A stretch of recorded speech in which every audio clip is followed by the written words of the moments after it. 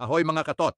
Alam nyo ba na maraming pagbabago sa Marpol ay nagsimula dahil sa malalaking sakuna sa dagat? Kaya simula ngayon, maglalabas tayo ng mini-series, Disasters That Changed Marpol. This year's World Maritime Day theme is Our Ocean, Our Obligation, Our Opportunity. Tamang-tama, dahil ang kwento natin ay tungkol sa kung paano naging obligasyon ng lahat na protektahan ang ating karagatan. Balik tayo sa taon 1967, isang supertanker na tinatawag na Torrey Canyon ang sumadsad sa Cornwall, United Kingdom. Resulta, mahigit 120,000 tons ng crude oil ang tumagas sa dagat. Isa ito sa pinakamalaking oil spills sa kasaysayan at napakahirap linisin. Doon nakita na kulang ang umiiral na batas noon. Ang Oil Poll 1954, hindi sapat para sagutin ang ganong kalaking aksidente, kaya ang mga bansa nagtipon.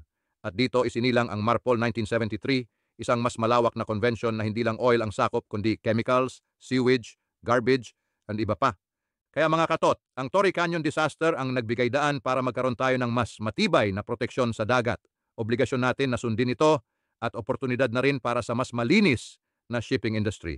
Iyan ang episode 1 ng ating mini-series Disasters That Changed Marpol. Sa susunod, pag-uusapan natin ang Amoco Cadiz noong 1978 at kung paano ito nagdala sa Marpol Protocol of 1978. Kaya abangan ninyo.